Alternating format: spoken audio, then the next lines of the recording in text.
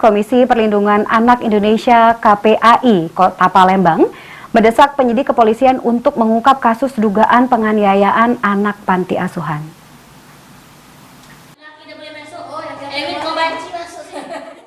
Beberapa hari yang lalu di Kota Palembang dihebohkan dengan viralnya pemilik panti asuhan melakukan dugaan penganiayaan kepada anak pantinya. Menanggapi hal tersebut, Ketua Komisi Perlindungan Anak Indonesia KPAI Kota Palembang, Romi Apriansyah, mengungkapkan KPAI mengecam kekerasan yang dilakukan kepada anak, sehingga meminta penyidik kepolisian untuk mengusut tuntas kasus dugaan kekerasan kepada anak panti asuhan. Selain itu, KPAI akan mengawal kasus ini sampai selesai.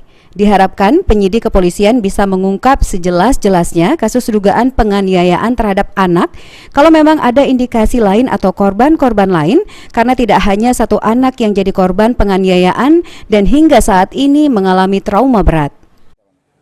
Kita tegas minta kawan-kawan kepolisian untuk ungkap sejelas-jelasnya. Ya. Sekali lagi inilah yang kita khawatirkan, jangan mengatasnamakan panti sosial, panti anak ini hanya untuk dimanfaatkan. Kekerasan anak ini adalah kejahatan extraordinary, kekerasan luar biasa.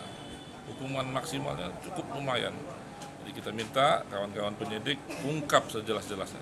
Kalau memang ada indikasi korban-korban lainnya atau kekerasan lainnya selain kekerasan psikis.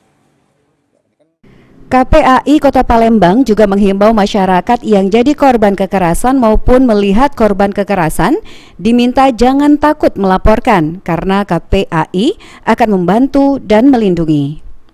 Abidin Riwanto, PAL TV.